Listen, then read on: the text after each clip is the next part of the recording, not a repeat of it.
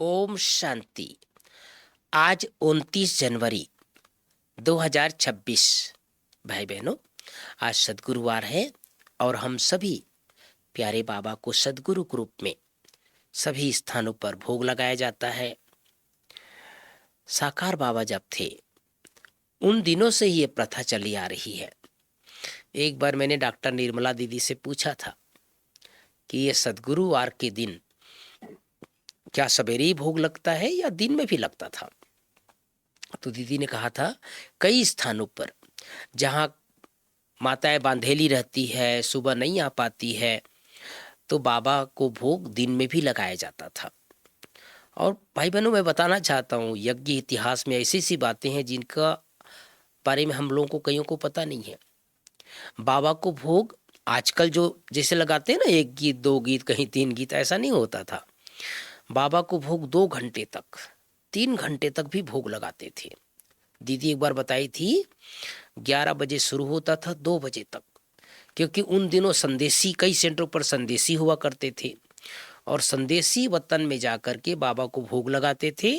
और कभी कभी बाबा संदेशी के तन में आ भी जाते थे।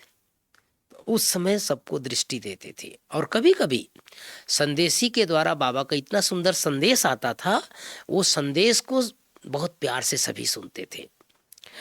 तो धीरे धीरे समय अनुसार से कई चीज़ें चेंज हो गई है, लेकिन अभी भी सभी सेवा केंद्रों पर मधुबन में प्यारे बाबा को भोग लगाया जाता है। आज सदगुरु बाबा की मुरली में मुख्य बिंदु बाबा कहते हैं, तुम बच्चे यह भी समझाते हो। क्या समझाते हो?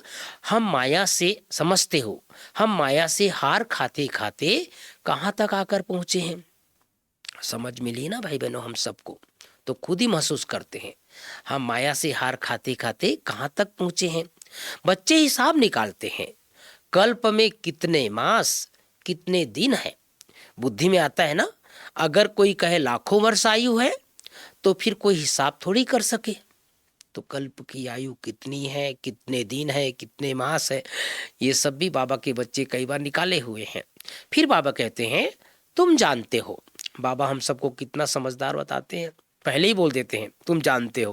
क्या जानते हो? और कोई मनुष्य नहीं जिसको आत्मा और परमात्मा बाप याद हो। बाप ही नॉलेज देते हैं, अपने को आत्मा समझो। तुम अपने को शरीर समझकर उल्टे लटक पड़े हो ना। क्या हो गया है? उल्टे। आत्मा क्या है? सतचित आनंद स्वरूप है। मुख्य 5 बातें। पहली बात, मीठे बच्चे अपने स्वीट बाप को याद करो तो तुम सतो प्रधान देवता बन जाएंगे। सारा मदार याद की यात्रा पर है। दूसरी बात, प्रश्न है, जैसे बाप की कशिश बच्चों को होती है वैसे किन बच्चों की कशिश सबको होगी? बहुत सुंदर प्रश्न है भाई बहनों। जैसे बाप की कशिश बच्चों को होती है वैसे किन बच्चों की कशिश सबको होगी? उत्तर, जो फूल बने हैं। जैसे छोटे बच्चे फूल होते हैं, उन्हें विकारों का पता भी नहीं, तो वह सबको कशिश करते हैं। ऐसे तुम बच्चे जब फूल अर्थात पवित्र बन जाएंगे तो सबको कशिश होगी। तुम्हारे में कोई विकारों का कोई भी कांटा नहीं होना चाहिए, तब हम फूल बन सकते हैं, लोगों को हमारे से कशिश होगी।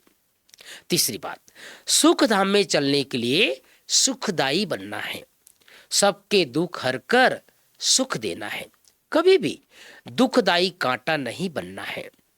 इस विनाशी शरीर में आत्मा ही मोस्ट वैल्यूबल है, वही अमर अविनाशी है।